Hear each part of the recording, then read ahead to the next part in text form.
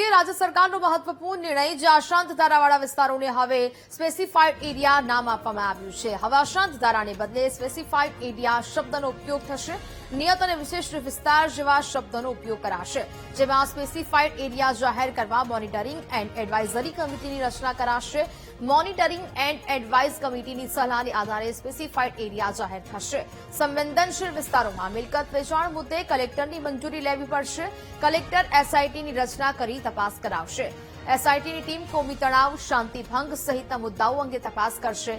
યોગ્ય તપાસ કરીને મિલકત વેચાણની મંજૂરી અપાશે।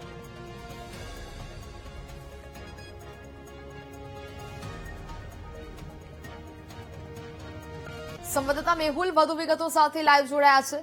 મેહુલ, હવે અશાંત ધારા અંગે રાજ્ય સરકારે મહત્વપૂર્ણ નિર્ણય લીધો છે। હવે જે વિસ્તારોને અશાંત ધારા કહેવામાં આવતા હતા તેને લઈને હવે ફેરફારો કરવામાં આવ્યા છે। મેહુલ, બિલકુલ નેહા, વાત કરવામાં આવે તો અશાંત ધારાને લઈને જે પણ નોટિફિકેશન છે તે રાજ્ય સરકારે જાહેર કર્યું છે અને હવે આ અશાંત ધારાવાળા જે પણ વિસ્તારો છે તે સ્પેસિફાઈડ એરિયા જે છે તેના નામે ઓળખાશે।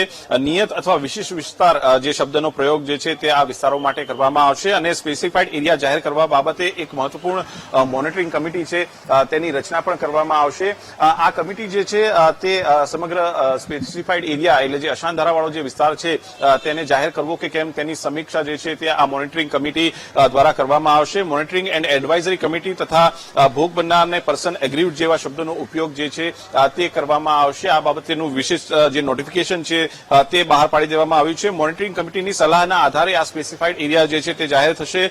કોમી તણાવવાળા જે વિસ્તારો છે જેમાં ભવિષ્યમાં સ્થળાંતર થવાની સંભાવના છે તેવા વિસ્તારોની સ્પેસિફાઈડ એરિયા તરીકે ઓળખ કરવામાં આ જે કમિટી છે તે મદદ કરશે અને તપાસ જે છે તે કરશે। તપાસ કરવા માટે ખાસ જે એસઆઈટીની ટીમ જે છે તેની રચના પણ કરવામાં આવશે। મિલકત વેચાણ બાબતે કલેક્ટર કક્ષાએ આ તપાસ કમિટી છે તેની રચના કરવામાં આવશે।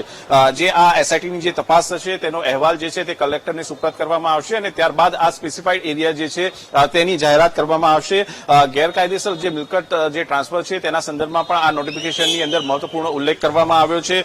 જે મિલકત ટ્રાન્સફર થશે તે કિસ્સાની અંદર આ પ્રકારના જે સોદા છે તે રદ કરવામાં આવશે અને 6 માસમાં રકમ પરત કરવાની અને મિલકતનો કબજો જે છે તે પરત કરવાના નિયમો પણ જે છે તેની અંદર ઉલ્લેખ કરવામાં આવ્યો છે। વિસ્તૃત નિયમો સાથેનું આ નોટિફિકેશન જે છે તે રાજ્ય સરકાર દ્વારા જાહેર કરવામાં આવ્યું છે।